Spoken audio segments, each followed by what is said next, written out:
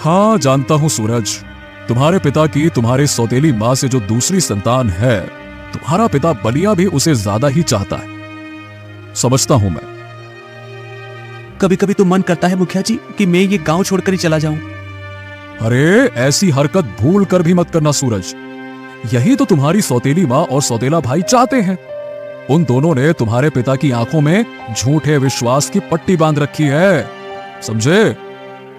लेकिन मुखिया जी, आप तो जानते ही हैं कि पिताजी भी तो मुझे पसंद नहीं करते। तो आप ही बताएं मैं अब क्या करूं? देखो सूरज बेटा, मन छोटा मत करो। तुम्हें ईश्वर की ओर से एक वरदान मिला हुआ है और वो है अच्छाई का वरदान। इस तरह का वरदान तकदीर वालों को मिलता है बेटा। तुम चिंता मत करो, तुम्हारे दिन जरूर बदलेंगे। मुखिया की बात सुनकर सूरज मुस्कुरा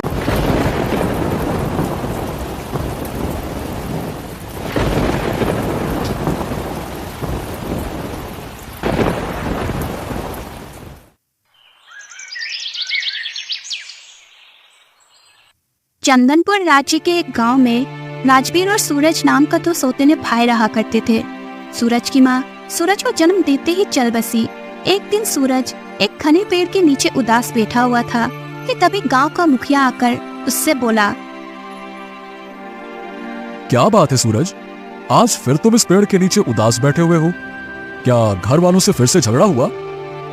मुखिया की बात सुनकर सूरज उदास होता हुआ बोला, अब मैं आपको क्या बताऊं मुखिया जी, आप तो जानते हैं कि मुझे जन्म देते ही मेरी माँ चल बसी और माँ के गुजर जाने के बाद मेरे पिताजी ने दूसरा विवाह कर लिया। मगर दूसरी माँ ने मुझे कभी अपना बेटा नहीं समझा। हुआ वहाँ से चला गया। वो कुछ ही दूर पहुँचा था कि तभी उसकी नजर एक साधु पर पड़ी जो जमीन पर लेटा हुआ कर्रा रहा था। सूरज उस साधु से बोला, क्या हुआ साधु महाराज, आप जमीन पर क्यों लेटे हुए हैं और आप कराह क्यों कर रहे हैं? कुछ दिनों से मेरी कमर में बहुत ज्यादा तकलीफ है और मुझे बहुत तेज प्यास भी लग रही है, मगर तालाब यहाँ से काफी दूर है। आप चिंता मत कीजिए साधु महाराज, अगर आपको प्यास लगी है तो मैं आपको पानी पिलाऊंगा। आप जरा यहाँ रुकिए, मैं अभी आपके लिए पानी लाता हूँ। इतना बोलकर सूरज ने साधु को सहारा देकर एक पेड़ के नीचे बैठा दिया और तालाब की ओर निकल गया।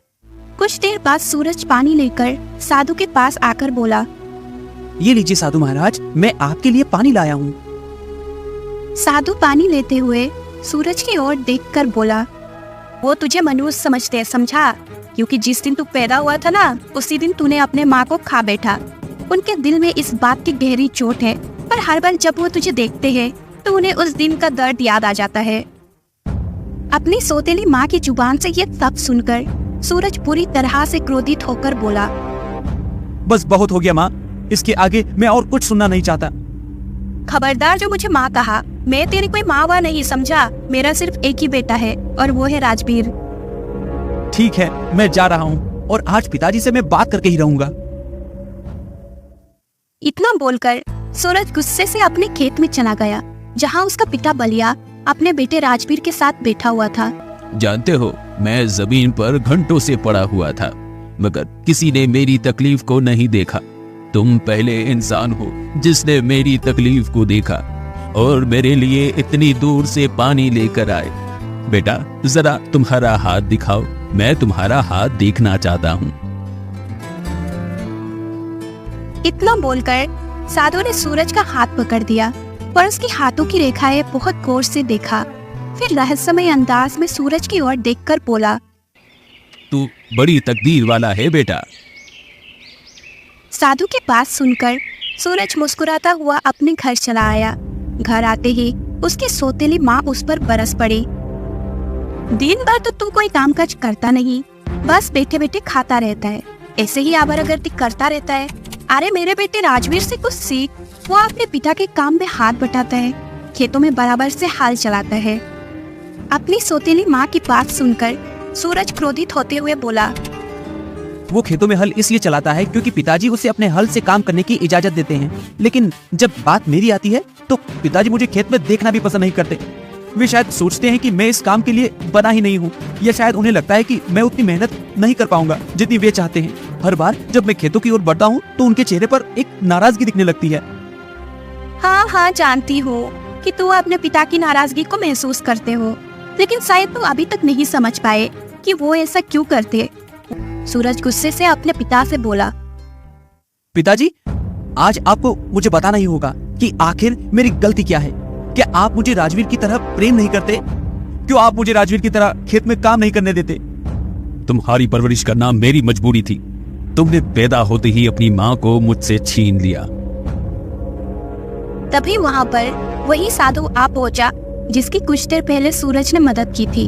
साधु बलिया की ओर देखकर बोला, ये तुम क्या कह रहे हो?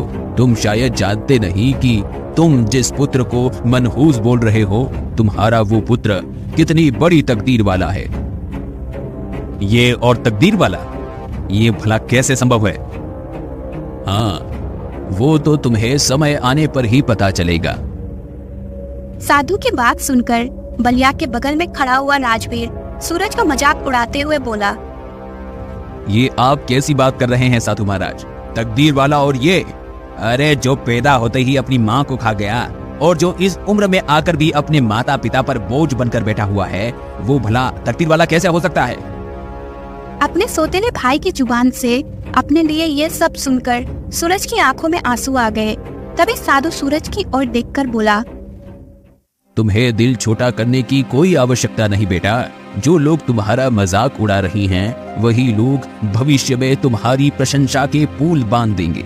बस तुम्हें अपना हौसला कायम रखना। सूरज से बोला, तुम इस समय कहाँ जा रहे हो? पिताजी, मैं भी स्वयंवर में हिस्सा लेने जा रहा हूँ। मुझे भी स्वयंवर में हिस्सा लेने का पूरा अधिकार है। तुम स्वयंवर में हिस्सा नहीं लोगे। और वो क्यों? क्योंकि ऐसा मैं नहीं चाहती। सुन, ये मेरा आदेश है। अगर आप मुझे बेटा मानती होती और माँ की तरह एक आदेश देती, तो भगवान की कसम मैं आपका आदेश कभी नहीं ठुकराता। सूरज, तुम अपनी माँ का आदेश मानो या ना मानो, लेकिन कम से कम मेरा आदेश तो मान सकते हो। मैं चाहता हूँ कि मेरा बेटा राजवीर ही उस स्वयंवर में हिस्सा ले और वो राजकुमारी लता का पति बने। ठीक है पिताजी, मैंने आपकी कोई भी बात आज तक नहीं टाली। अगर आपकी यही मंशा है तो फिर मैं स्वयंवर होगा। तुम्हें किसी भी कीमत पर हिम्मत नहीं हारनी है। समय नजदीक है बेटा। इतना बोलकर साधु वहां से चला गया।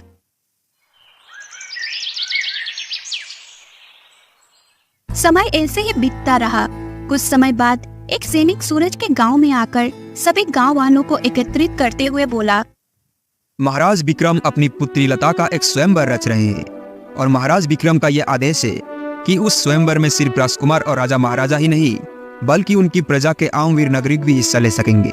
स्वयंवर की प्रतियोगिता में एक बहुत भारी तलवार रखी होगी। जो भी उस तलवार को उठाने में कामयाब हो जाएगा, राजकुमारी लता का विवाह उससे हो जाएगा और इस तरह से भविष्य का चंदन नगर राज्य का राजा घोषित हो जाएगा। इतना बोलकर सैनिक वहां से चला गया। सारे गांव में खुशियों की लहर दौड़ गई। चमकी अपने पुत्र राजवीर से बोली, तुम अपने पिता के साथ मेहनत से खेत में हाल चलाते हो और कड़ी धूप में पसीना बहाकर अनाज उगाते हो। मुझे विश्वास है कि तुम्हारे हाथों में वो शक्ति है कि तुम वो तलवार आसानी से उठा सकते हो। मैं भी यही बात सोच रहा था। माँ, मैं स्वयंवर में हिस्सा जरूर लूंगा। तभी वहाँ पर बलिया आ पहुँचा और मुस्कुराते हुए राजवीर से बोला, मुझे विश्वास है बेटा कि तुम मेरा नाम जरूर ऊंचा करोगे। हाँ पिताजी, आप दोनों का आशीर्वाद मेरे सर पर रहेगा तो मैं प्रतियोगिता अवश्य जीत कर आऊंगा। तभी बलिया ने देखा कि सूरज कहीं जाने की तैयारी कर रहा था। बलिया अपने बेटे, मैं हिस्सा नहीं लूंगा।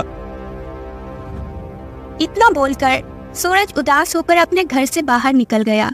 राजवीर तैयार होकर सीधे राजमहल पहुंच गया। राजमहल के अंदर चंदनपुर राज्य के कुछ वीर युवक खड़े हुए थे और राजा विक्रम अपने सिंहासन पर बैठा हुआ था। राजा विक्रम उन सभी वीर युवकों की ओर देखकर बोला, वाह, मुझे विश्वास नहीं होता कि मेरे राज्य में इतने आम वीर नागरिक हैं जो मेरी बेटी से विवाह करना चाहते हैं। जानते हो तुम सबको मैंने यहाँ पर क्यों बुलाया है? राजा की बात सुनकर सभी युवक राजा विक्रम की ओर सवालिया, मैं आप दोनों से वादा करता हूँ कि मैं उस राजा विक्रम के चंगुल से अपने भाई राजवीर को छुड़ा कर ही लाऊंगा। ये सुनकर चमकी सूरज की ओर देखकर फूट फूट कर रोते हुए बोली, मुझे माफ कर दे बेटा। मैंने तुम्हारे ऊपर कितने अत्याचार किया, तुम्हें अपमानित करने का कोई मौका नहीं छोड़ा, पर तुम्हें अभी हमारी इतनी चिंता है। मुझे माफ कर दे बेटा। दिल छोटा मत करो माँ।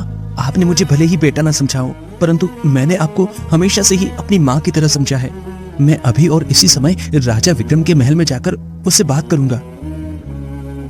सूरज उसी समय राजा विक्रम के महल में चला गया और राजा विक्रम की ओर देखकर बोला, महाराज, ये सरासर अन्याय है। आपने जिस प्रकार से झूठ का सहारा लेकर अपनी प्रजा के साथ छल और कपट किया है, वो अत्यंत निंदनीय और अस्वीकार्य है। एक राजा के रूप में आपके कंधों पर प्रजा की भलाई और न्याय सुनिश्चित करने की जिम्मेदारी है, लेकिन आपने उस पवित्र दायित्व को तोड़ दिया है। आपको कोई अधिकार नहीं है कि आप झूठ नजरों से देखने लगे। तुम सबको यहाँ पर स्वयंवर में हिस्सा लेने के लिए नहीं बुलाया गया है और ना ही यहाँ पर कोई स्वयंवर हो रहा है, बल्कि मैं तो ये देखना चाहता था कि मेरे राज्य में कितने नागरिक हैं जो मेरा सिंहासन हासिल करना चाहते हैं। इसीलिए मैंने स्वयंवर का नाटक रचा था। इतना कहकर राजा विक्रम अपने सैनिकों से बोला, देखते क्या हो सैनिकों, इन सारे युवकों को बंदी बनाकर कारागार में डाल दो। कुछ दिन बाद इन सबको प्रजा के सामने फांसी पर लटका दिया जाएगा। ले जाओ। यह सुनकर राजवीर और वहाँ खड़े युवक बुरी तरह से डरने लगे। सैनिकों ने उन सभी को बंदी बनाकर कारागार में डाल दिया। कुछ ही देर में यह खबर चंदनपुर राज्य में जंगल की आग की तरह फैल गई। चमकी, जो कि कुछ देर पहले बहुत खुश थी, फूट फूट कर रोते हुए अपने पति बलिया से बोली, हाय मेरी किस्मत फूट गई जो मैंने अपने बेटे राजवीर को मरने के लिए महल भेज दिया। मुझे क्या पता था कि उस दुष्ट पापी राजा के दिमाग में क्या चल रहा है। अब मैं क्या करूं? हे भगवान, मेरे बेटे को कोई तो उस महल से वापस ले आओ। हाय चमकी, अब क्या होगा? और हम कुछ कर भी नहीं सकते। हमारी और तुम्हारी इतनी हैसियत नहीं कि हम राजा से इस बारे में बात भी कर सके। अपने माता पिता को इस तरह से रोता देख सूरज अपने पिता से बोला, दिल छोटा मत कीजिए पिताजी। अन्याय के सामने झुकना सबसे बड़ा पाप होता है।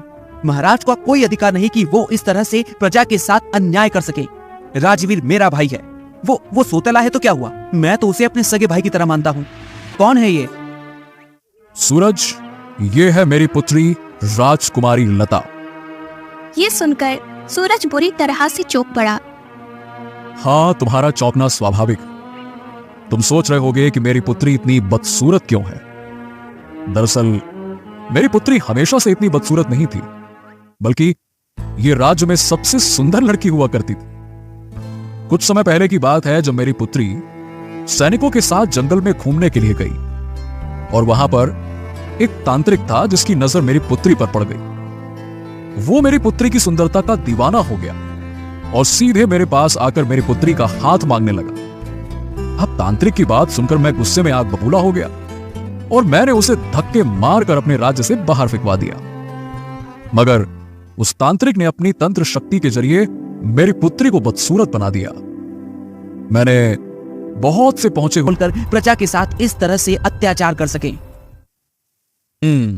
देखो, स्वयंवर में जितने भी युवक हिस्सा लेने आए थे वो सब सिंहासन के लालची थे या फिर मेरी पुत्री के साथ विवाह करना चाहते थे। परंतु तुम पहले ऐसे व्यक्ति हो जो किसी लालच में नहीं आए, बल्कि उन सब की जान बचाने के इरादे से यहां आए हो। और इसका मतलब है कि तुम्हारे अंदर दूसरों के प्रति प्रेम है, और जिनके मन में दूसरों के प्रति प्रेम होता है वही सच्चा इंसान कहलाता है। आओ आओ मेरे साथ, मैं तुम्हें कुछ दिखाना चाहता हूं। चलो आओ। राजा विक्रम सूरज को एक कक्ष में ले गया जहाँ पर एक बड़ी ही बदसूरत लड़की बैठी हुई थी। राजा विक्रम उस लड़की की ओर देखकर बोला, जानते हो ये लड़की कौन है? नहीं महाराज,